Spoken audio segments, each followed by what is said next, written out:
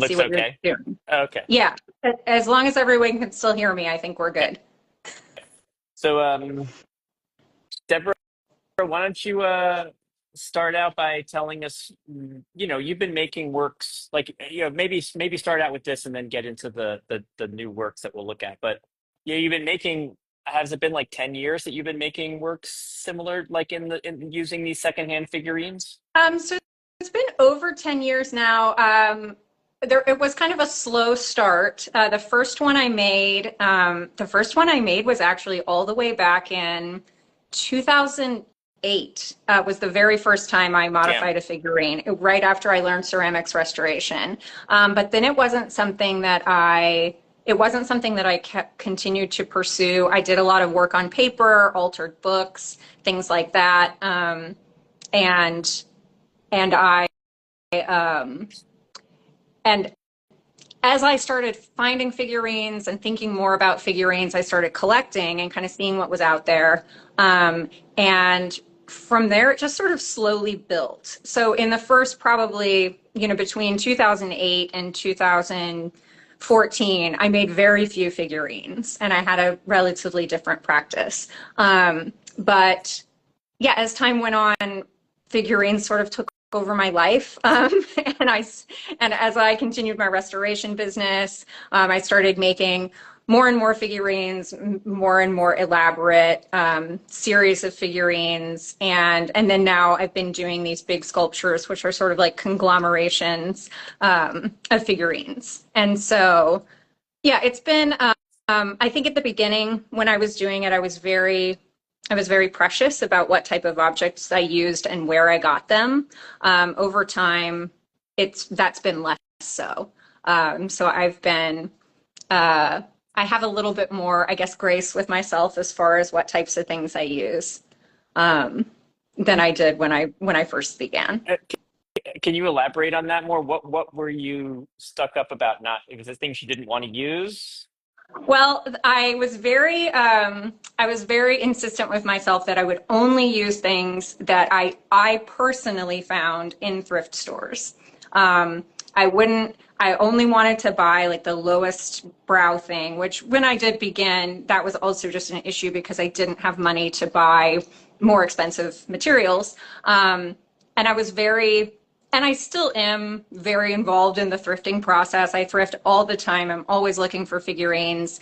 But now it doesn't matter if I find them or who finds them or if someone, people mail me figurines now, which is amazing. I find them in all kinds of different places. Other people find them for me. If there's something I need, I will buy them off eBay if I can find them and I know where they come from. Because eBay is a secondhand source. I think at the beginning I was very precious about like the reuse, and I still am. I still want everything to be reused, but I don't need to go find it myself. The story can kind of be for everyone, and I love having and using figurines that other people have given to me because then that makes the story just more complex And then of when where I got things. when it's not a money issue, what causes you to pass up a figurine? So the figurines I like, and I say this often. Many contemporary figurines, the modeling of the less expensive figurines is not as good as it used to be. So things I call them like snowmen because they look just sort of like a big blob. They don't have arms and legs that stick out or anything like that. So when I'm hunting for figurines, what I'm really looking for is great details, like a paw that sticks out, or tails, or long legs, or even just a very like beautifully painted face. So, like for instance, these Lefton rabbits you're showing now. So they're made by a company called Lefton. Lefton was a Japanese company that produced things through, I mean, for probably 40 or 50 years, all different types of figurines. But this particular rabbit, it comes in two forms, a sitting and standing rabbit. And the first one of these I found in a thrift store. But then I loved the style of it so much. I love how they're all differently painted in the beginning. Like this one you're showing now has a very, very pink nose.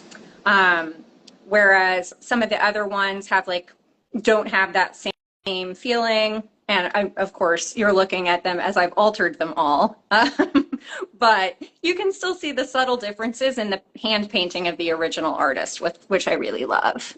So this is a numbered series, which is a little different. Do you have any other numbered series besides the White Rabbits? No, I don't. And I think I had always, I have some other series that aren't numbered. Like there was, as you know, a set of horses. I have a series that I call hybrids that are birds with, instead of bird heads, they have flowers for heads. Um, and but for the white rabbits themselves, I think they became numbered because whenever you think about the white rabbit, well, the white rabbit one is like a mysterious thing, but it is also primarily used for animal testing. Yeah. And so it's sort of like a scientific creature. And I liked the idea of numbering this series because I wanted it to be like very iterative. And I knew I was going to continue to use only those two specific forms over time. Yeah. And I see someone in the chat is asking if these are referencing genetic engineering, which they sort of are. The first piece I made was actually two little lambs. I turned it into a two-headed lamb. They were very cute. But when I was growing up, the cloning of Dolly the sheep was a huge thing. I think that happened in the late 90s. And what I was interested in was the fear surrounding the cloning of Dolly the sheep. Like, people thought everything would be mutated if we did any cloning at all, or if we mess with genetics, then, everything's gonna be freakish and horrible. And I kind of felt, I don't know, the way that fear mongering worked, I felt was very bizarre. I mean, And growing up in Missouri, I forget how rural you were. I mean, do you think that it kind of like, was it a talk even more there in a different way because of like agriculture, like farm life, or is um, that? Mm. so I did grow up in rural Missouri. I didn't grow up on a farm, but many people that I knew grew up on farms. And it was really, yeah, I think the way that I saw it as a kid, I was very into the Guinness Book of World Records. Uh, and so I think that in that book, a lot of the things you saw were these, like these animals that were born with two heads, or, so, four or six or eight legs or whatever. And I think that knowing about that, like that happens naturally. And it's happened for a long time. So being in a rural community where people are raising animals, I mean, I never knew anyone who had a two-headed calf or something like that, Yeah. but it would have been wonderful to know that. And I do think that I've always been interested in animals. I've always been interested in biology and different types of animals. And so it's sort of just a natural, that and the Guinness Book of World Records was sort of a natural thing for me. You want to start with the biggest? Yeah, which the white piece or the turtle? No, I was we'll say the tallest. I think it's the biggest. Let's start with the weight of the world, and then we'll Okay. move on from there. Yeah, so this piece, actually someone had asked a question on Instagram, which was before the talk, which was, what is one of the most surprising pieces you ever made?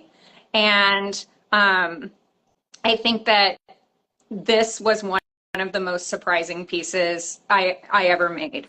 I knew, so the turtle who sits on the bottom, this references, of course, the world turtle, the turtle that, that carries the entire world on its back. And I had that turtle for a long time. I would say that I bought that figurine. I found it in a thrift store. I don't remember which one. And I have probably kept it for 7 years. And I loved its expression on its face. And I I knew it needed something special. I wanted it to be something special. And then I started thinking about building these bigger pieces. And over time, my collection of figurines has grown and grown. And I'm keeping all these parts and pieces. And then I'm also keeping figurines that I know wouldn't necessarily work for a smaller situation or like a small sculpture. And so I had all these pieces I didn't really know what to do with, and other things like fruits and flowers and you know, just various bits and parts. And I was started thinking about how I could use them. And then I started thinking about the world's turtle and really wanted to build this thing. And head, um, I think in my head, I actually imagined it to be more spherical. But then as it grew, I had to figure out how to build it because I've never built anything that big before. And so as I was figuring out how to build it and kind of making the structure, it came together like sort of like building a stone wall where you have all these different shaped stones. And what I had was all these different shapes of figurines that I started to put together like different stones.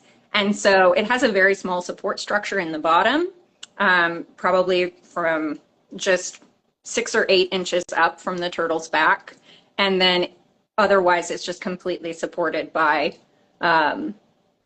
epoxy clay and some other 2-part epoxy, and then the ceramic figurines themselves. And for me, this piece was really special. I've said to people, this sounds a little hyperbolic, but it feels like you can't even look at it in a way because there's so much to look at. It's like you can't even see what's happening. I almost feel like you could do a scavenger hunt, like looking at this piece. Yeah. And It's I know every moment in it. really like you really you feel like Yeah, you feel like you still know it that well. I mean, Like here, yeah, the hand, one arm, one part of the lobster is an arm, and the yeah, other like the is this. lobster with the arm on it, and then there's and then there's like a chihuahua body with a bird head, But and this bird, it um, looks like. Did you? This bird looks like it doesn't have bird feet, or are they bird feet? that, oh, no, no bird feet. Uh, that's a little chihuahua body.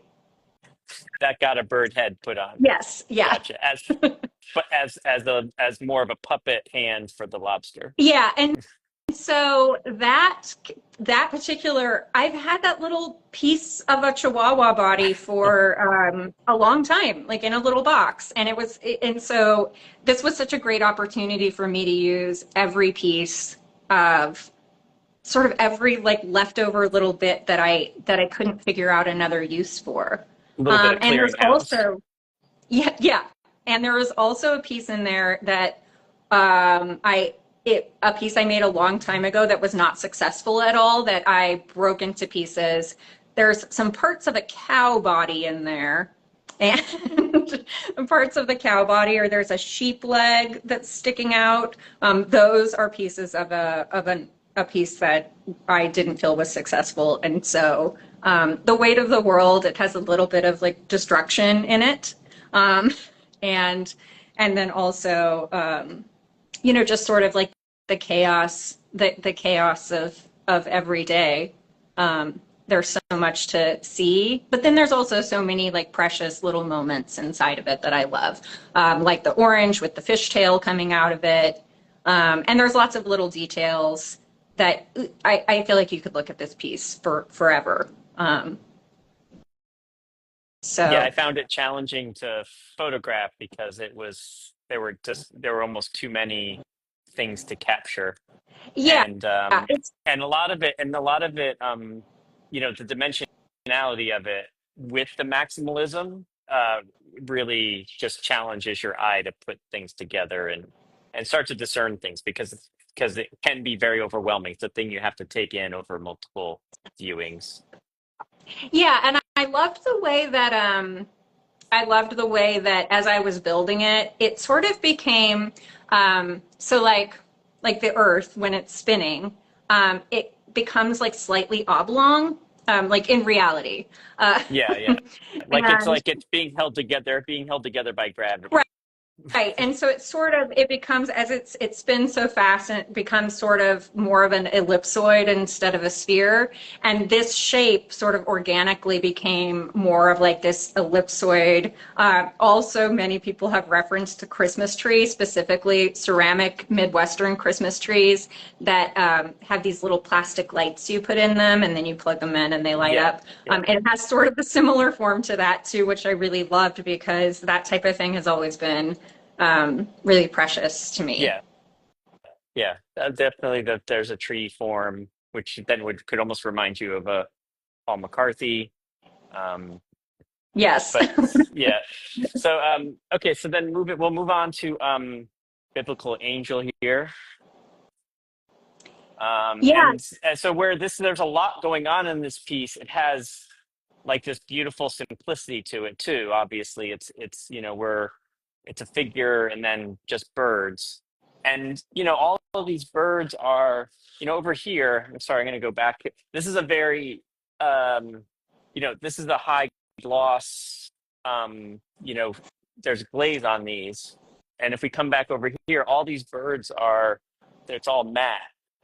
Did you paint some of these birds, or No, so besides?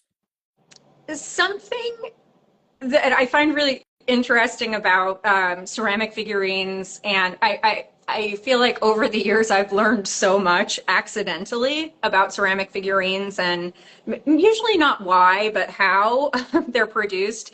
And traditionally, most birds are produced in the matte finish, which is the bisque, rather than the high gloss. And so all of these birds started out with a bisque um, finish, and I love to use original finishes when possible, because I just think it adds to the authenticity of how the work looks in the end.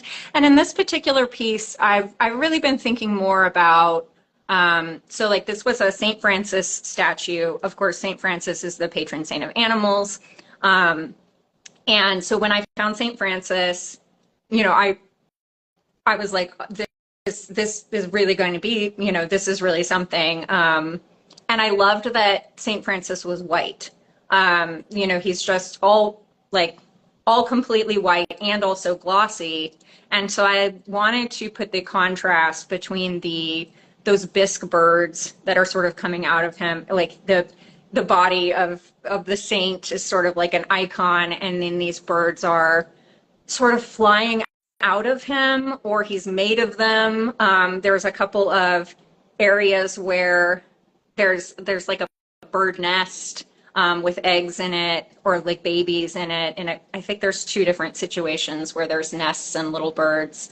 And so I had a couple of comments from people that said that it looked like St. Francis was getting destroyed by birds, but in this case, St. Francis is birds. Like he's a creature made completely of birds.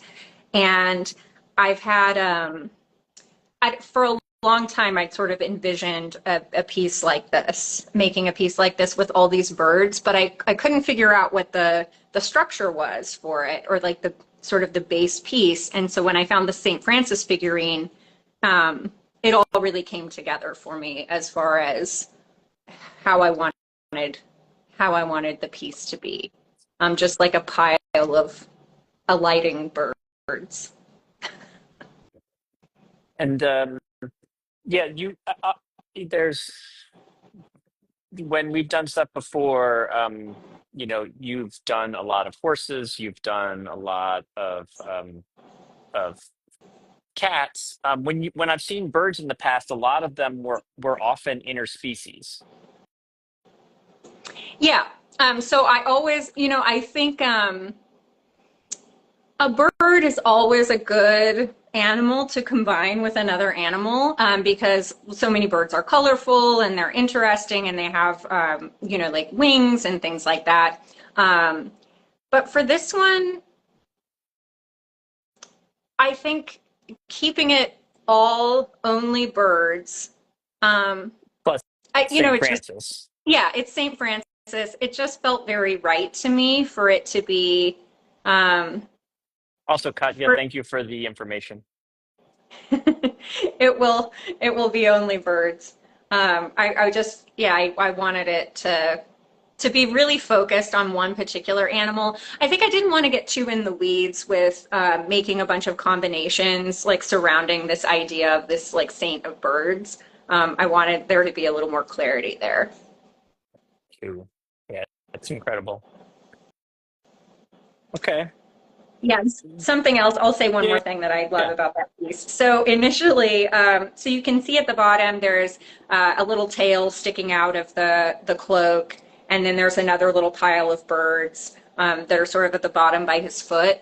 Originally, I actually had a very distinct bird foot sticking out of the cloak, like a large one, like a St. Francis sized bird foot. And I ended up taking it away because it felt too on the nose. Like I didn't want St. Francis to feel like he's not like Big Bird under Yeah. there. He's just made of many, many, many small birds. Good to know. Good to know. Sometimes, yeah, when you have a creature that's not quite human but takes a human form, you wonder what's under the costume or the cloak or the Yeah, only more yeah, birds. birds all the way down. Yes. Um, so let's come over here to Galaxy Brain, which I think is one of the most incredible pieces you've ever made. It's just still so stunning every time I come in here. Um, so, this piece kind of makes me think, I know you look at a lot of art and you come in when you're making pieces, you have aesthetic considerations, you have cultural considerations, philosophical considerations. I know you come at it a little bit with an art historical context. So how do you balance those, and create these works? Like, are they do you feel like some of those questions come to fore when you're making, or is that more like that's more embedded in your in your, in you and your intuition and makes the piece that's sort of bringing some of those things along? I think often, um, well, I'm always thinking, so that's a thing. Oh, But good.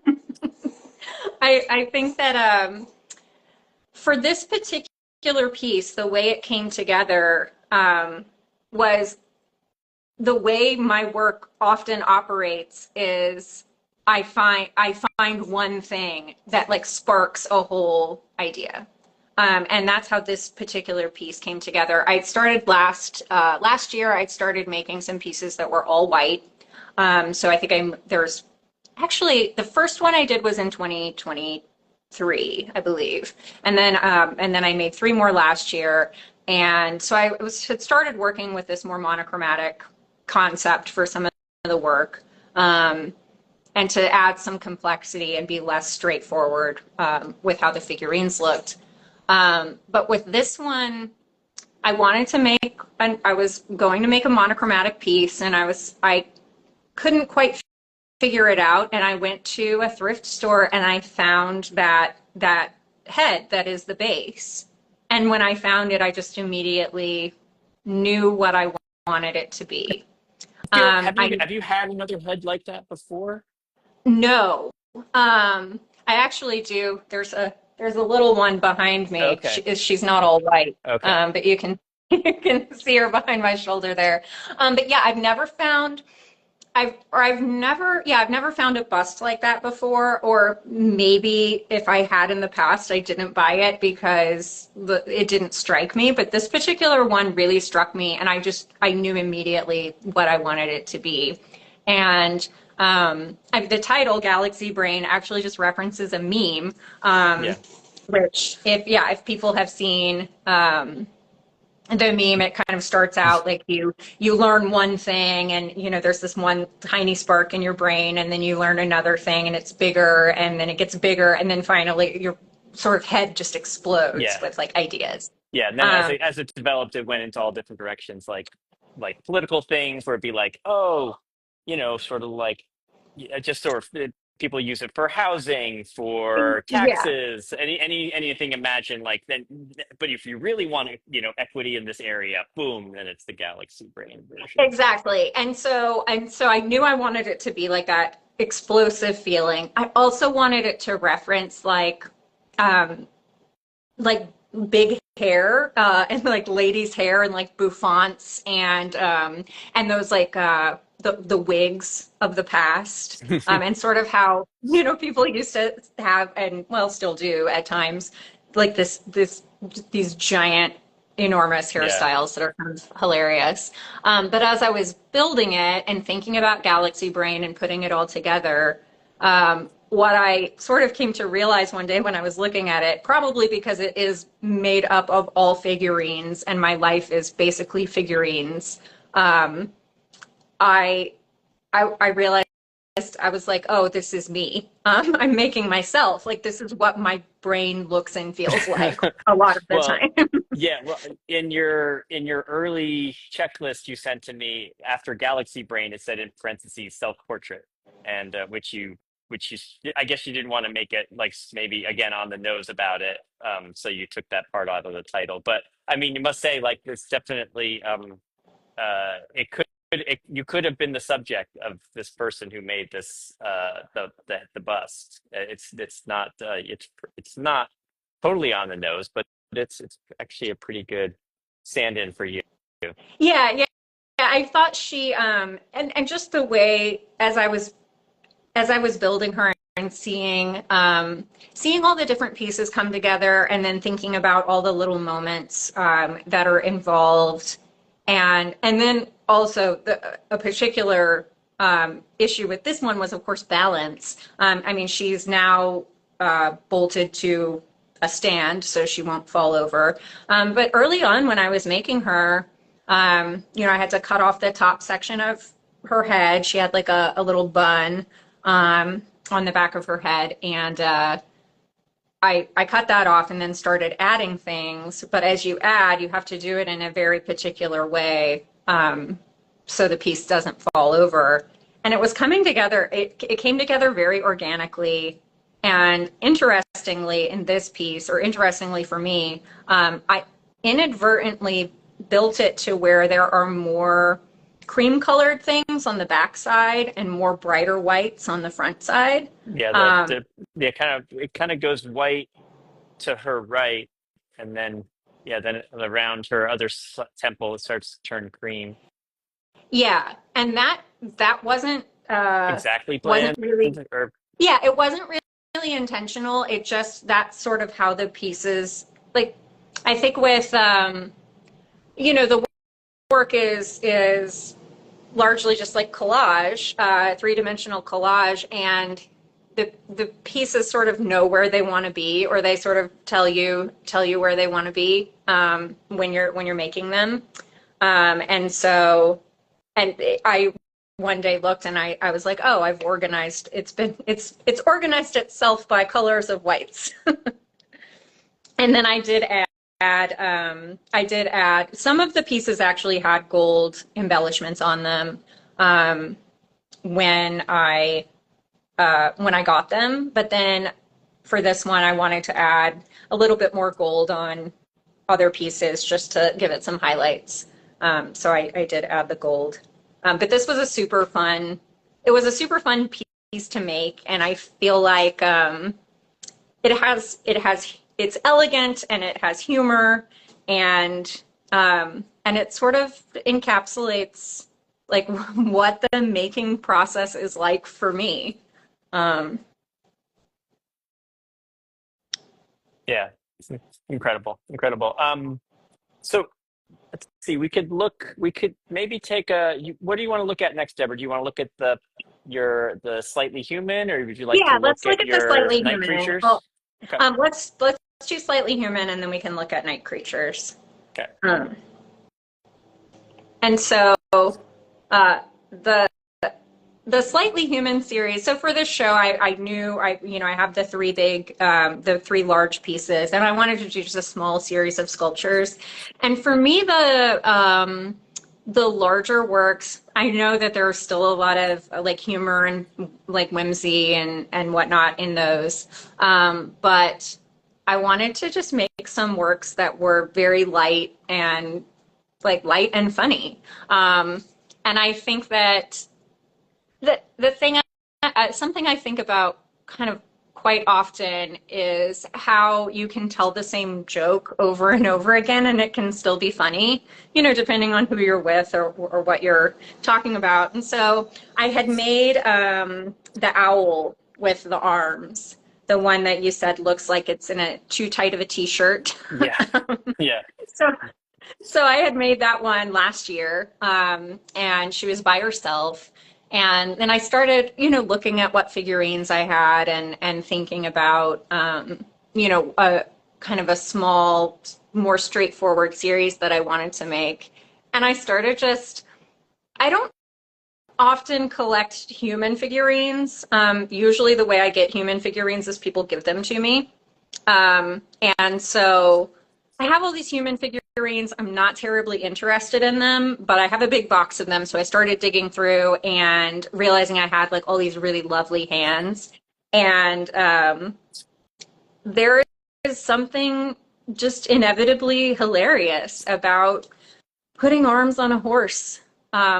Or the lion, and I love the posturing, the way that it changes the personality of the animal, like based on how the hands are set up. I really love that, and I think it's very funny. And I just wanted people to really just be able to like share in these humorous moments. I also like how the arms don't quite fit. They're often too long or too short or like a weird shape. Uh, Yeah. and This one makes me feel like a puppet show where there's like a toy theater puppet show where there's like a plastic arm that's like petting something in a really creepy way. yeah, yeah, I can definitely see that. And like that, that one in particular was funny too because I don't, the squirrel had a weird foot, so I ended up having to put a human foot on the baby squirrel, and then it's very difficult to see, but the baby squirrel also has a little cookie in its hand, so it's getting kind of scolded by its parent squirrel, uh, and yeah, these are just really straightforwardly humorous for me.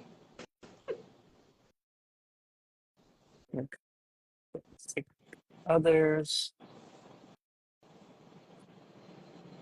This narrative is confusing me a little bit.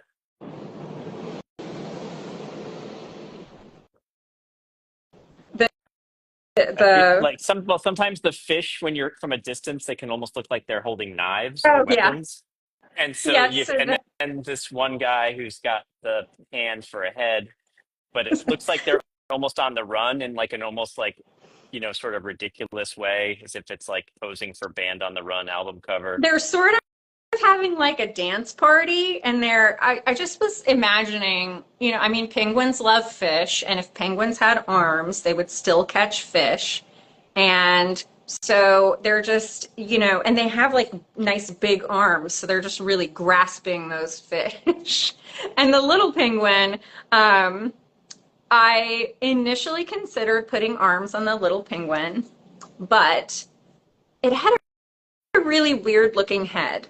Uh, and I didn't, and I didn't like it. And so, I could have put a different head on it, but then I was just like, in the world I live in, and like in the strange world of the show, two penguins with arms have a baby penguin that just has an arm for a head. Um, And and obviously you do this all the time, but and we're going to go over and take a look at the dogs. So, but are there times when you find a little uncomfortable that you're like, I was when you were describing like taking off the galaxy brain woman's head, I can in my head I was imagining kind of like like removing a skull cap for a surgery, and it just are there times when it does feel a little like as if you're a torturer?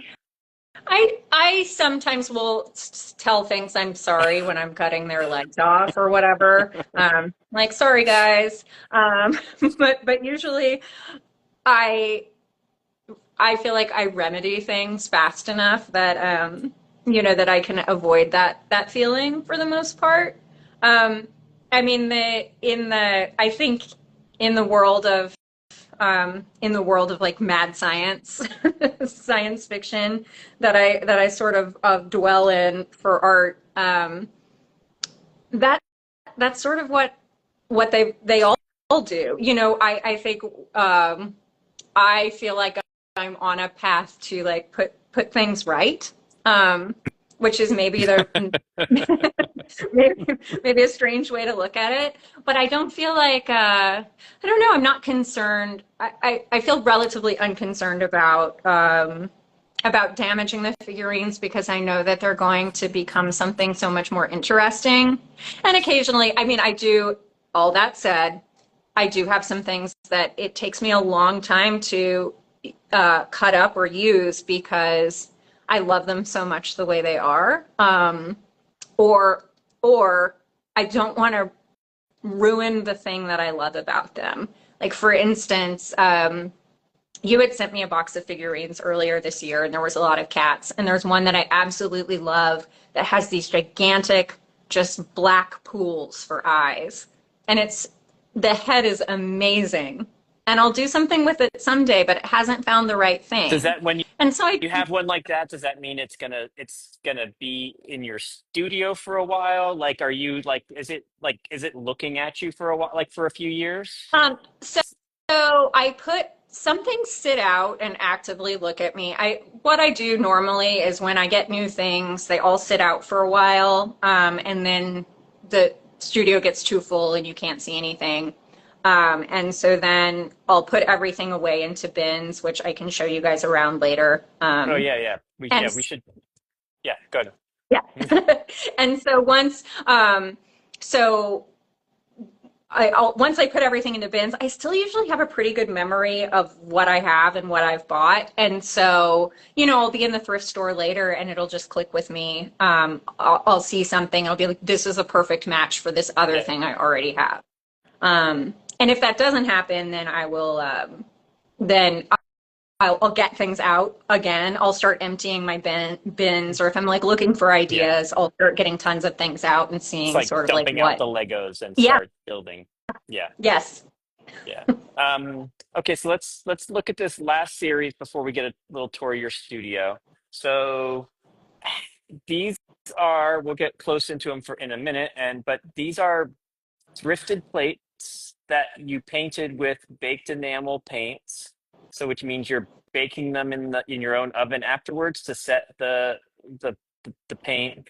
Similarly, like a home version of like the baked enamel that would be put on metal signs Yeah. that would hang around outside and stuff like that. So you had mentioned, had you made plates like this before? I know you said that you had been doing some drawings on paper, and I don't know what exactly you described it as, being very annoyed or something like that. And you're like, I have to do this different. I need, and obviously it made you run to what you're used to, which is a thing that already was something.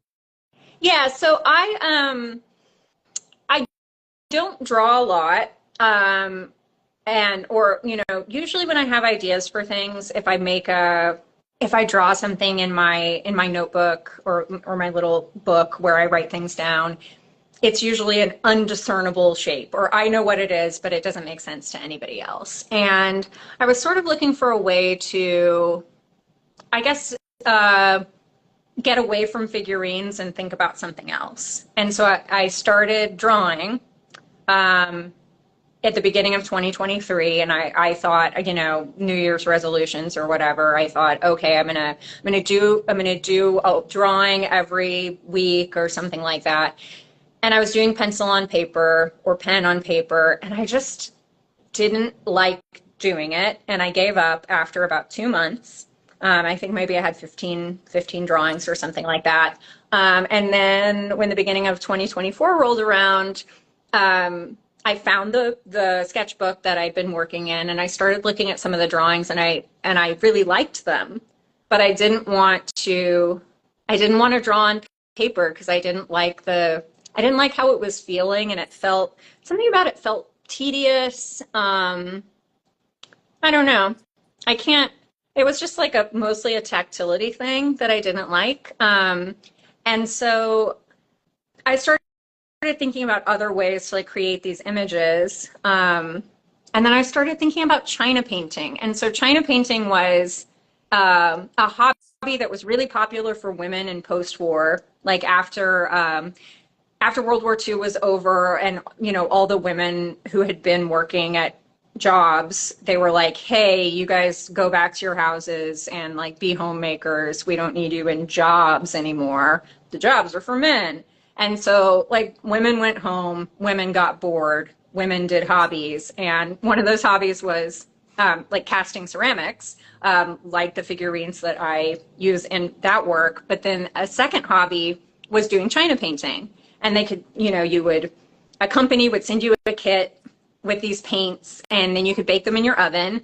And yeah, and so I started thinking about China paints, and it's like, well, maybe I'll try China paints. And so I went and bought some, and then I found out they have pens. And there's so many different plates in the thrift store. And I guess I loved the variety of the plates. Like there's so many different ones, and they're all mismatched. And so it was like a joy for me to go to the thrift store and find the plates. And it was, and the way the China paint applied to the surface of the plate felt so much more right to me. It didn't feel weird and annoying like a pencil.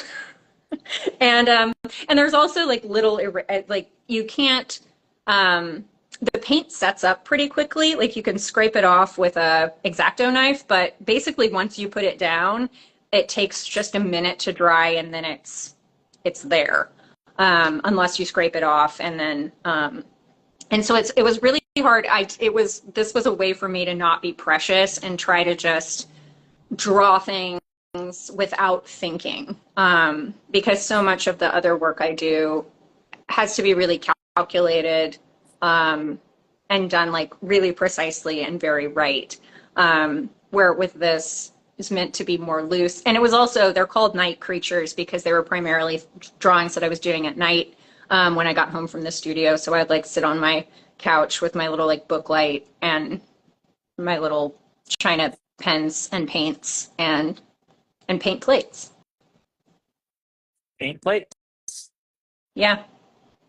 And Just one more thing, when there's no figurines at the thrift store, now there's plates to look for too. it's true, and it's been interesting. I think moving. I've lived in Seattle now for about 2.5 years, and the availability of things in the thrift store is so much different than what was happening in LA. I imagine. So, as I was as in LA, I had gotten really attracted to like stuffed animals, and using a lot of those in my work. And then in coming to Seattle, there's just not as many of that type of thing. And so whenever I go to the thrift store, I do hit the figurines section first, but I always look through the rest of the store to see what's around. And it happened that plates, Yeah. plates were around. and Speaking of stuffed animals and plush, if anybody wants to see her last solo show, which had a lot of plush material, and along with ceramics and modified ceramic works, our website, if you go to past exhibitions, you can see her last show. That was from, what was that? Was that 2021? Anyway, yeah, it was very December yeah, yeah, yeah. 2021. So Yeah. so that was in the upstairs exhibition space on the 10th floor. So, but take a look at a few more of these.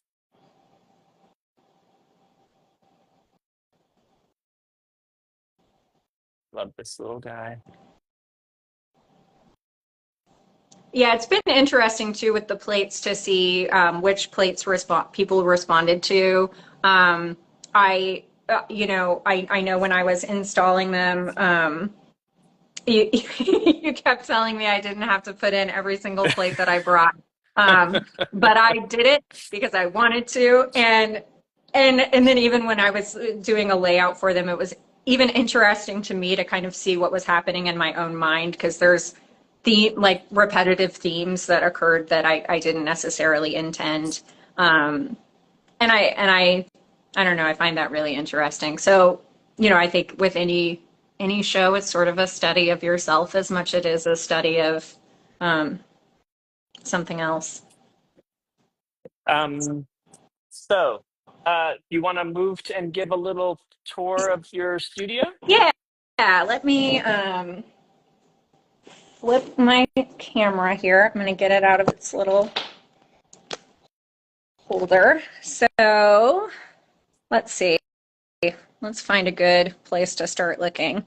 Um, so this is this is my studio. I'm going to just give a little overview here.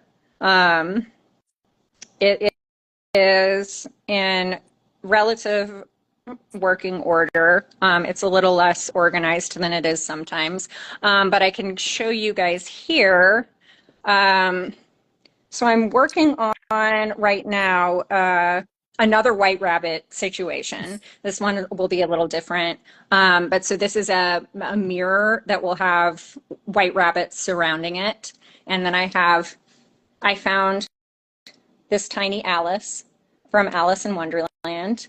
And so Alice will be the top point of the mirror because her life was consumed by white rabbits. And then also you have the looking glass, which I kind of loved. And I feel like I may do a drawing on the mirror to be determined. And then just the other day, when I was getting out all the rabbits and thinking about the mirror, I started making this little table, which has a rabbit body on the bottom and then a pedestal and a mirror on the top. But what it will become is it will have rabbits all underneath. And so you can see all the white rabbits I've collected here. There's some little ones in here. And so I'm on the lookout for white rabbits. And then on to the left of that here, this conglomeration of things, of all these different figurines, will become one large pastel piece.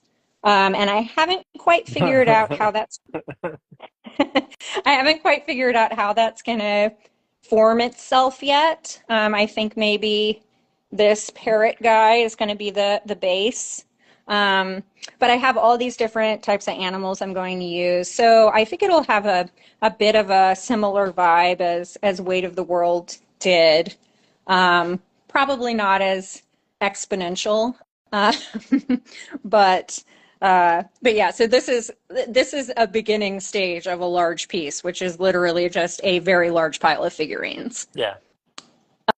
Um, there's a couple. Oh, here's a plush piece Yeah. That was from the last show.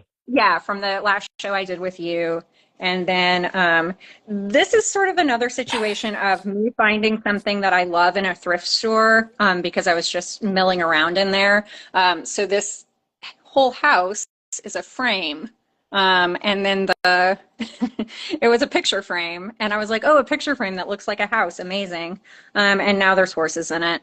I'm not sure why, but it seemed right to me. And then I've also just been collecting these like little wooden shelves with hearts for, I think, girls who grew up in the Midwest. A little shelf with a heart was very pervasive in rooms, in bedrooms across the Midwest. And I've been collecting these. Right now I'm doing little angel cat figurines. I don't know if these will live on these heart shelves forever or not, but it's mainly just me collecting the shelves. A precarious pile of white things that I built today, thinking about new sculptures there. And then I will show you, here's another collection of white things that will become something. And I will also show you how I keep my collections. Oh my. Your collection, it's getting bigger. I don't know if it is or not. And this is quite organized right now. This is all full of miniature stuff, but usually I have them organized. So like this is all dogs. Um, so that bin is full of dogs. And so whenever I need a dog, I can just look in there. Ooh, there's that cat that I was talking about. This is my cat bin. You can barely see in there because I can't open the lid. But I do want to show you this Oh yeah, wonderful yeah, cat yeah, with its black pool eyes. yeah, yeah. You pointed that out immediately when I was like, should I get these for you? I love her so much. She's so wonderful. And Her ears are out of proportion. yeah, and I this is another thing I always love about finding these figurines. Like their imperfections are what make them amazing, and it makes me so happy. Um, and then let's see, a couple of other just things I've started working on. You know, since I just had a show, I'm just in the starting process again for work. But I found this large dragon that a kid painted at a paint your own pottery place. You can tell by the quality of the painting. But I've gotten out all my large heads. I was thinking about making a hydra, you know, Hmm. multi-headed dragon creature. We'll see what happens. Um, and then I I found this lamp. It's a TV lamp. Of If course. anybody knows, yeah, I was like, if anybody knows what those are. And and then, you know, I was just kind of fooling around with it the other day. So when I'm in sort of fooling around stage with these things, I just hot glue them together. Um, so I put these are praying hands that I separated and added. And then I found this head a few weeks ago that I just really liked. Um, and It's a little disturbing. you know, well, but it's the whole Apollo and Daphne, where the myth where Daphne turns Yeah, into the laurel yeah, of tree. course. Yeah, Yeah, so you yeah, know, we'll see. I mean, you know, yeah, who yeah. knows what will happen? Yeah. It's the fact that it's not Gothic. It's more. It's she looks like yeah, she looks like 1930 Midwest um version of a Daphne. Yeah, yeah. So you know, I think that I've always loved. I mean, I think everybody knows it, but that Bernini sculpture of Apollo and Daphne is just like it's just stuck in my mind forever. And and I love and so I love being able to like keep drawing back to that idea of um, Daphne became safe because she was turned into a tree, like she was being chased by Apollo, and in order to be saved, Zeus turned her into a tree. And I think that's I don't know. I come back to that a lot. Like the way to be safe is become a tree. Yeah, no, it's. I mean, it's very relevant this year, and then almost any year, obviously. But it's so, and then so, and the hands are so weird because they do feel like a bit like gloved hands in a way, even though They they're, are, yeah, there's a they bit of a are. like gloved cover feel. They are also kind of weird hands. They were on top of a Bible. I had to knock them off. A Bible with a music box in it that played Rock of Ages.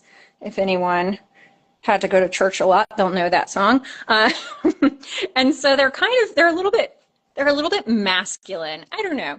Like this is still an idea Yeah, piece. And yeah, then yeah. here's some little guys that I've been working on. This piece, I don't know if this person is watching, but I had a request from someone who has a French bulldog named Monkey. And so this is a French bulldog with a little, it's a chimpanzee body, technically not a monkey.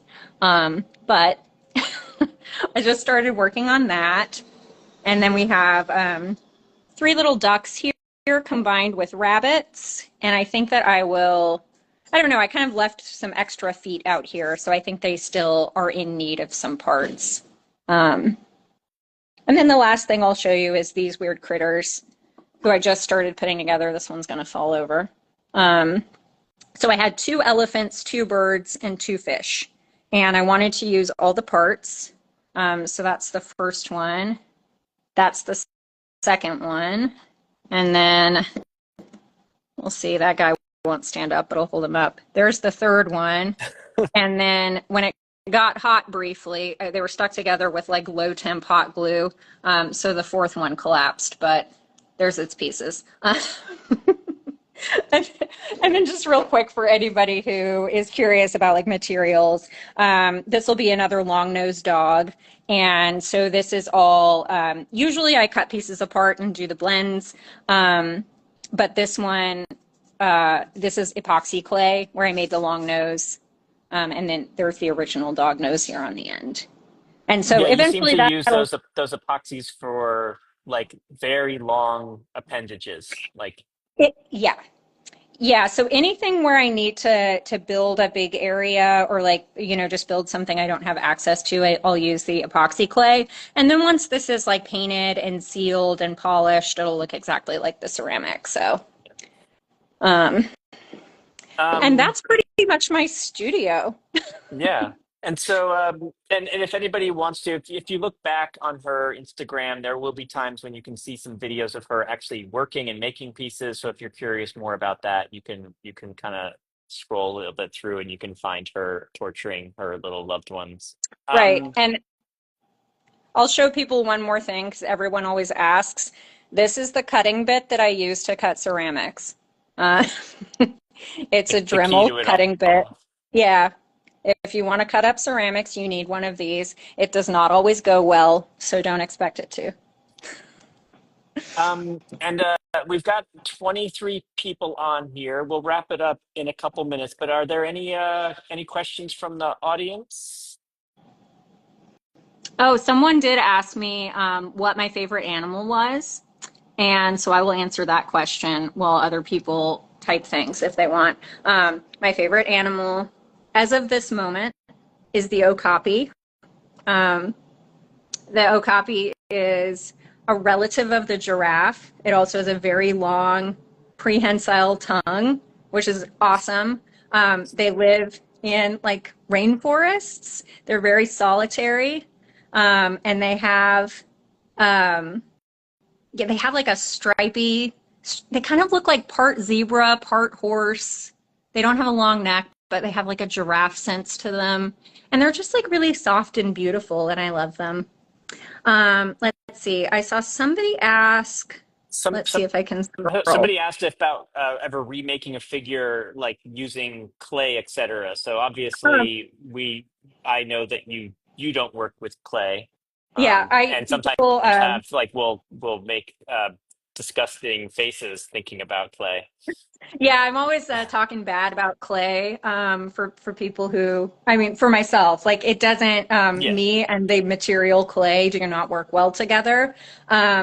I do occasionally. I will occasionally do a mold of something like a foot or an ear, and but then I'll cast those in resin.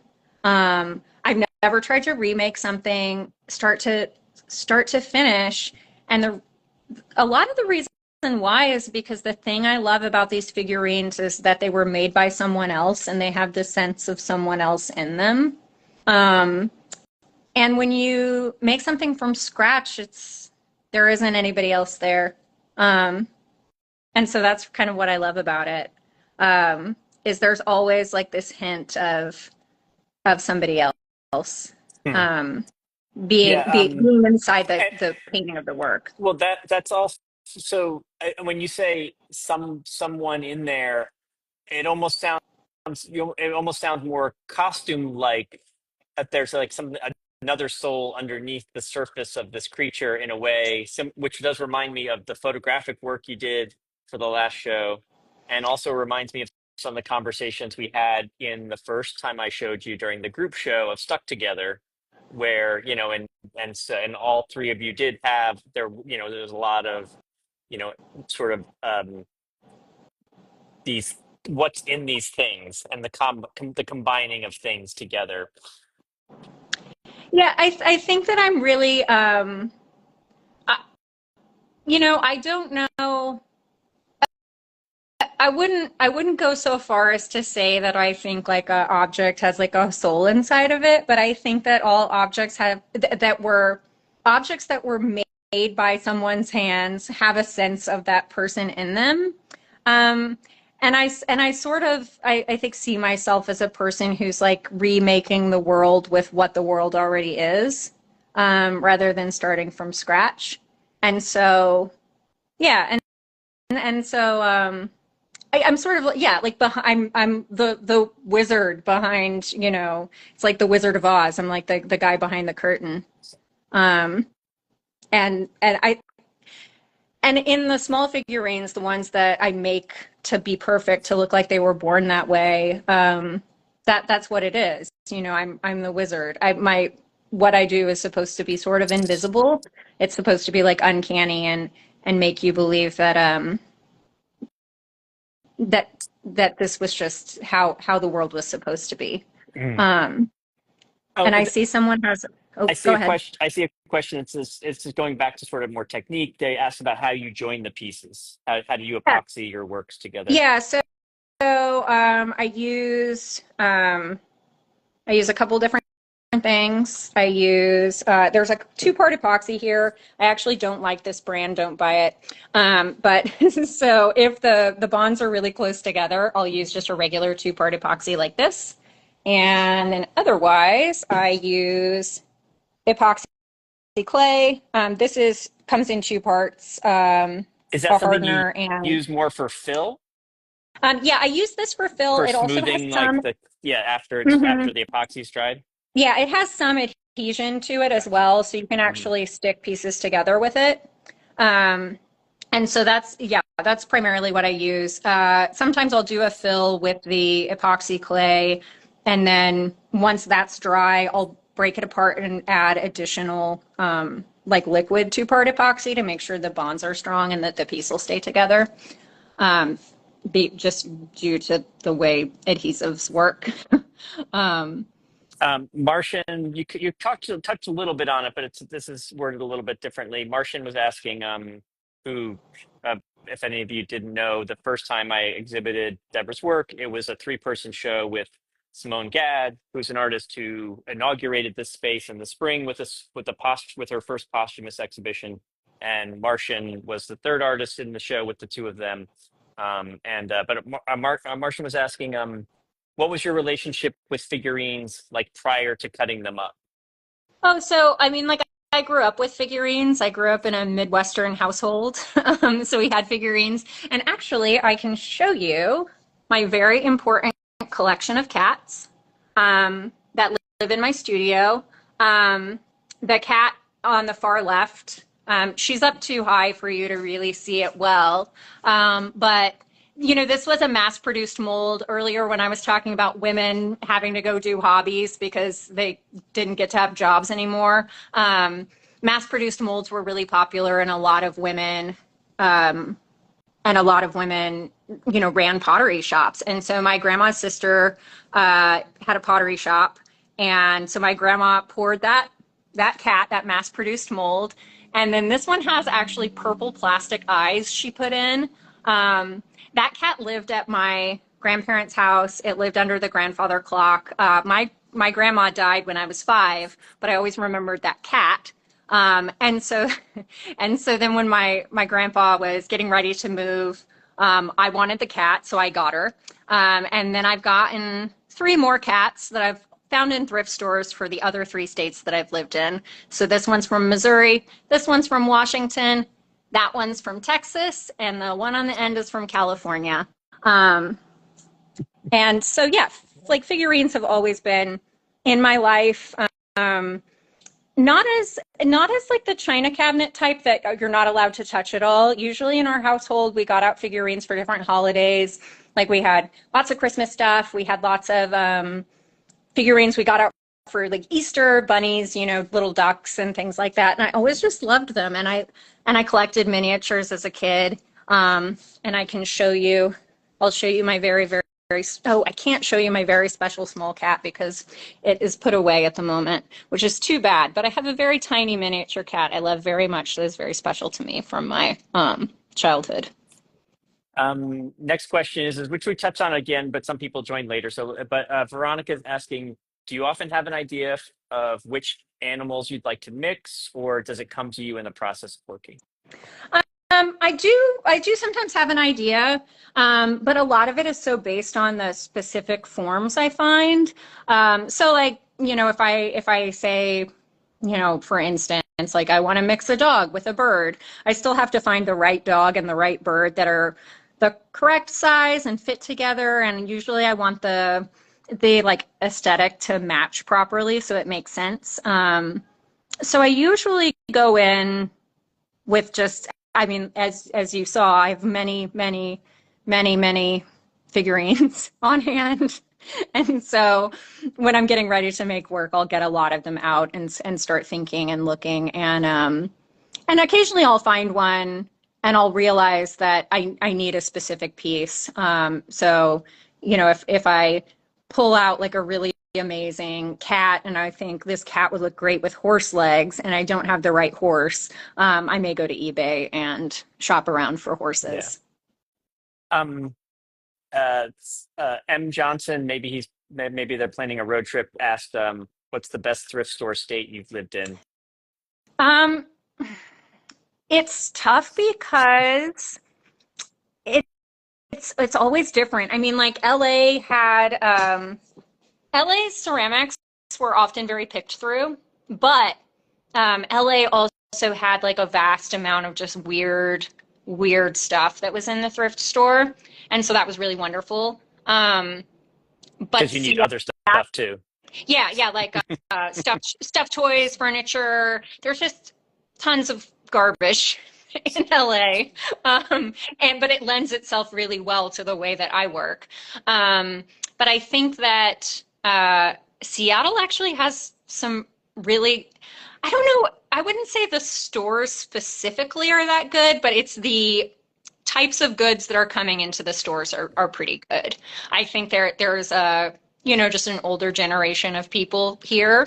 And so like today I went to the thrift store and there were about 40 swans, because someone gave up their collection of swans, I assume, to move into like a retirement home or whatever. And so that's really been exciting for me being here, like getting to see those things come through.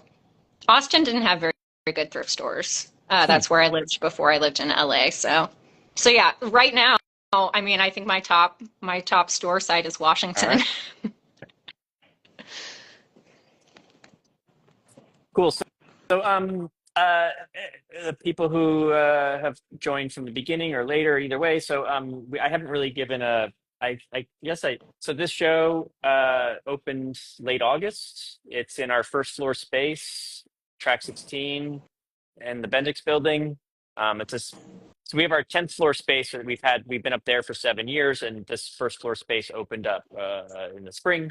So anyway, but it's towards the end. So you've gotten a tour of the exhibition, but if you're in LA and you want to come by, we're open through Saturday, and then her exhibition gets de-installed for the next show. So if you want to come by, please come by soon. We also have now Bustamante's exhibition on the 10th floor that just opened.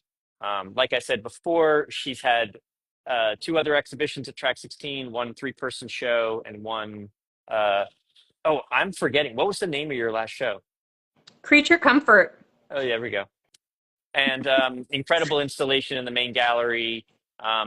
Really a lot of fun. But also we kind of did together. It was mostly you doing it, High Beams The was furniture. also presented. Yeah, was also presented. One of my favorites of when you're lying on the floor like a dead bear skin I rug. will I will explain that slightly, so people aren't terrified. Um, so I did in LA. I did have a really quite large studio space, bigger than the one I'm in now.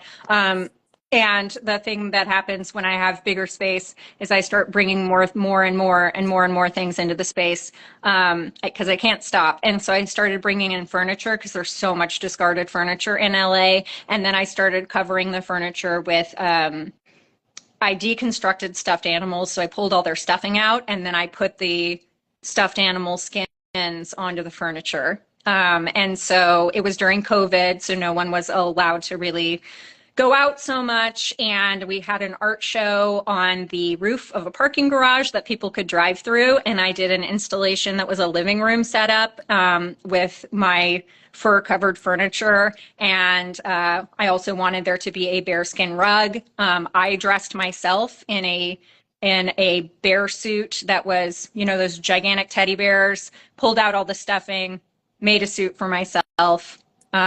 So you could see my feet and my arms sticking out.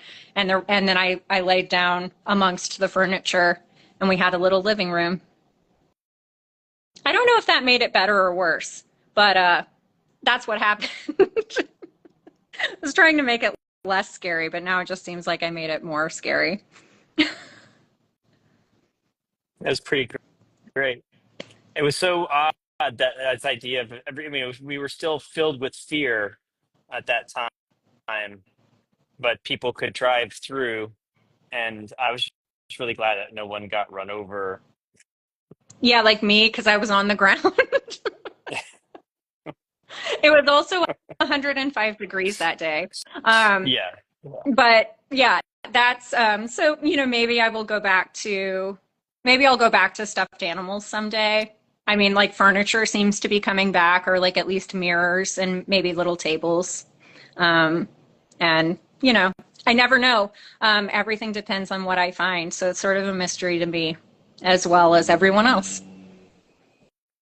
Yeah. Well, here we are. We've gone an hour 15, a little longer than I even expected. So so glad so many of you got to see it. And it's just been such great. I've been, I was worried about, oh, it will be, something like this to get it from Seattle. I was slightly worried. So, but it's great to know that we can keep working with Deborah without impossibilities of disaster on the in between the states. So, Yeah, um, thank you I all know for a lot. coming. Yeah, thank you everyone for coming, and please go see the show if you're in LA. I really Yeah. appreciate all of you that logged in to see me talk. And if you're not in LA and you want to like look at these pieces closer, the website has full documentation of the exhibition and all the pieces. And if you even click in, you can see which works are still available because there are still works available. Some great pieces. So Yeah, yeah, go that buy part too. plates. Collect your work. Yeah, buy yourself some plates. They're relatively affordable. And then if you follow me on Instagram, those links are in my bio, so you can just go click in there. Yep. All right, everybody. Thank Thanks, you. Thank you, everybody. Deborah. As always, thank you. Okay. You're welcome. Bye. All right. Let's end this Yeah, thing. How do we do that? we have to figure it out.